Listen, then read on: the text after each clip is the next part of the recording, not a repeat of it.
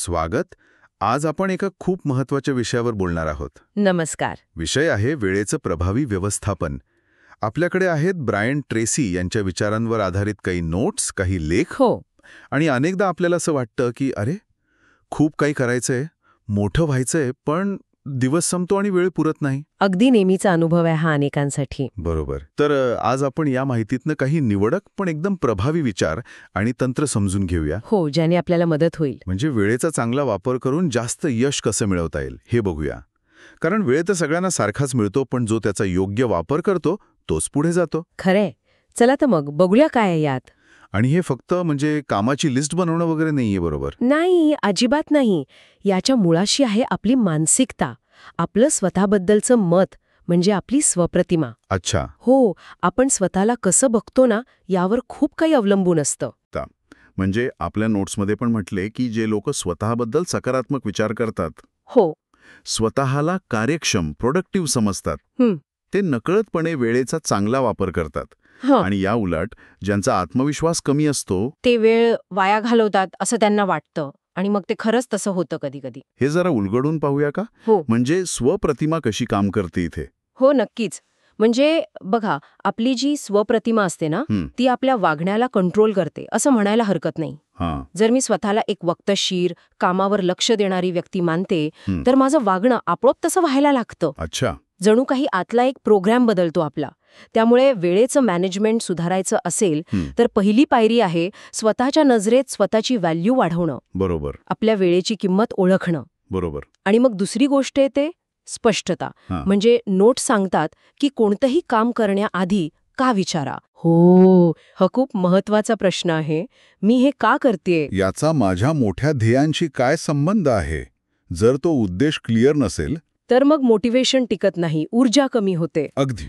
आणि इथेच long term vision म्हणजे दूरदृष्टी महत्वाची ठरते. म्हणजे 5-10 वर्षांनी कुठे पोचायचंय हे डोळ्यासमोर असेल तर आज काय महत्वाचं आहे हे आपोआप कळतं. बरोबर. ती दूरदृष्टी एका लाईट हाऊस सारखी काम करते. आपल्याला आजचा रस्ता दाखवते. ध्येय स्पष्ट असली की दिशा मिळते. उगा चालढकल होत नाही. म्हणजे नुसती ध्येय ठरवून उपयोग नाही, तर ती लिहून काढायला हवीत आणि त्याचा प्लॅन पण बनवायला हवा. हो, अगदी. एक ॲक्शन प्लॅन. आणि त्यासाठी काही प्रश्न विचारायला हवेत स्वतःला. कोणते प्रश्न? म्हणजे तुमचं ध्येय काय आहे, सध्या कुठे आहात, आणि ध्येयाच्या मध्ये मुख्य अडथळे काय आहेत. अच्छा, अडथळे ओळखणं महत्वाचं. हो, ते का आहेत, ते दूर करायला काय लागेल, कोणती नवी माहिती किंवा स्किल्स पाहिजेत, कोणाची मदत लागेल, हे सगळं. आणि इथे नियोजन अजून डीप होते नाही का? नाही. पर्ट चार्ट वगैरे पण मेन्शन केलंय. हो, ते पर्ट चार्ट मोठ्या प्रोजेक्टसाठी ते खूप उपयोगी आहे. काय करतं ते नक्की? ते बेसिकली तुमच्या कामाचे सगळे टप्पे, त्यांचा क्रम, लागणारा वेळ याचं एक चित्र उभं करतं. ओके. म्हणजे क्लॅरिटी येते.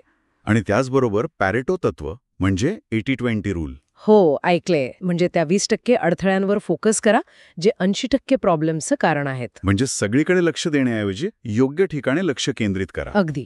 हे नियोजन आपल्याला फक्त काय करायचंय हे नाही, तर कसं करायचंय आणि त्यातले संभाव्य धोके काय आहेत हे पण दाखवतं. मानसिकता झाली, स्पष्टता आली, नियोजन झालं. आता सगळ्यात अवघड भाग, प्राधान्यक्रम, प्रायोरिटी सेट करणं. हो, कारण कामांची लिस्ट तर खूप मोठी असते. आणि सगळंच महत्वाचं वाटतं कधी कधी, पण सगळं तर आपण करू शकत नाही. नाहीच. आणि इथे यशस्वी लोक काय करतात, ते कठोरपणे प्रायोरिटी ठरवतात. ते स्वतःला सतत विचारतात, माझ्या वेळेचा सध्या सर्वात व्हॅल्युएबल उपयोग कोणता आहे, हा प्रश्न. अगदी बरोबर, हाच प्रश्न. मग यासाठी काही टेक्निक आहे का, म्हणजे ही प्रायोरिटी ठरवण्यासाठी? हो, एक खूप फेमस टेक्निक आहे, ABCDE पद्धत.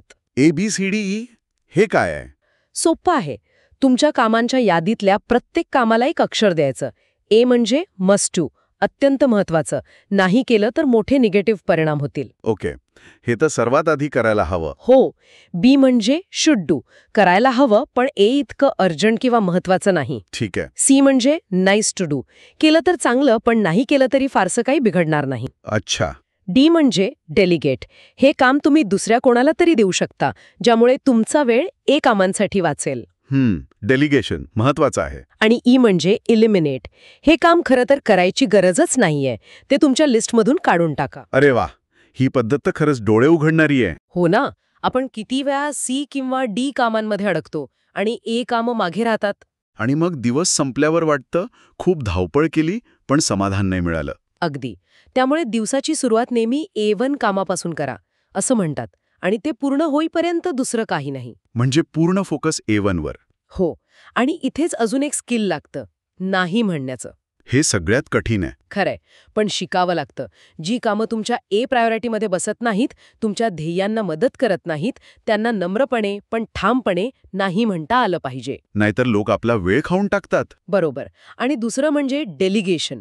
जी कामं दुसऱ्यांकडून करून घेता येतील ती सोपवा, अर्थात योग्य व्यक्ती निवडून आणि स्पष्ट सूचना देऊन. ठीक आहे, म्हणजे आता मानसिकता, स्पष्टता, प्राधान्यक्रम हे सगळं झालं.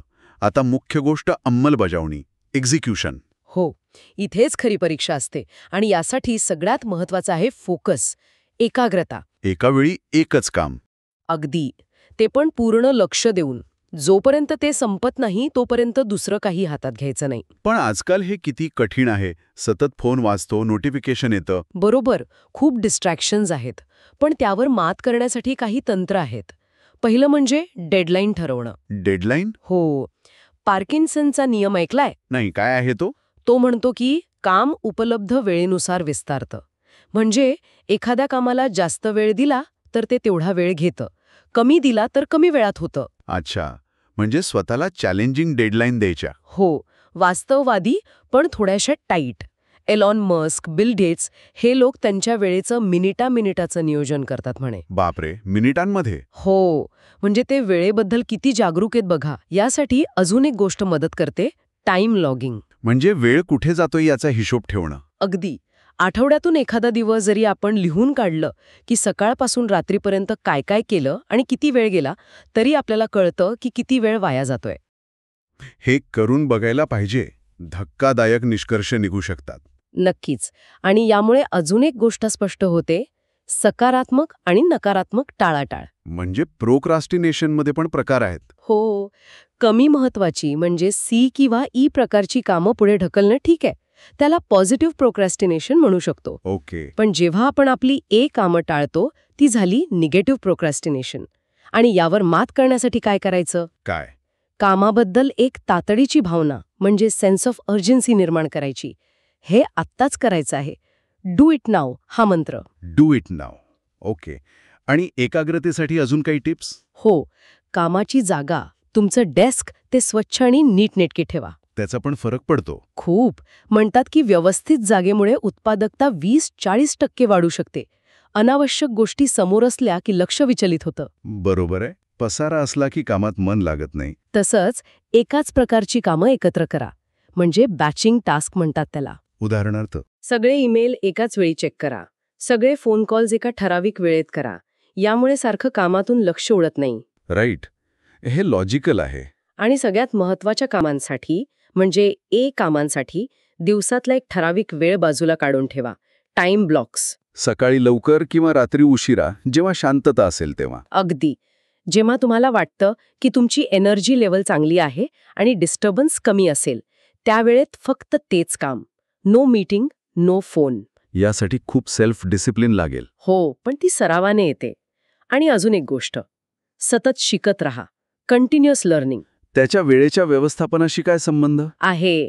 जितकं तुमचं ज्ञान आणि कौशल्य वाढेल तितकी तुमची व्हॅल्यू वाढेल. तुम्ही कमी वेळेत जास्त चांगलं काम करू शकाल. म्हणजे इनडायरेक्टली वेळेची बचत. बरोबर. आणि या सगळ्या कामाच्या गडबडीत, नियोजनात एक गोष्ट जी आपण विसरतो ती म्हणजे बॅलन्स. अगदी बरोबर. Work life balance.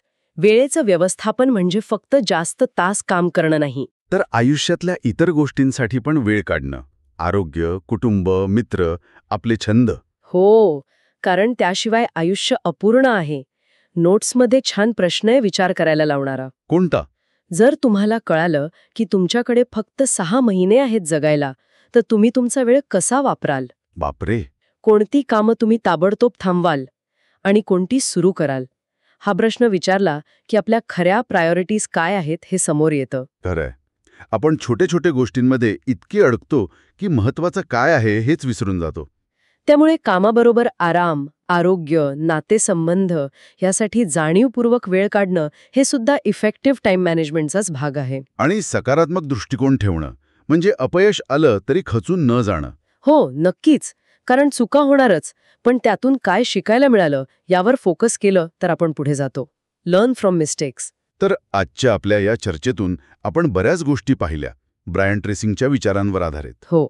हे स्पष्ट आहे की वेळेचं व्यवस्थापन हे वरवरचं टेक्निक नाही, तर ती एक मानसिकता आहे, एक सवय आहे. अगदी. सुरुवात होते स्वतःबद्दल चांगलं मत ठेवण्यापासून.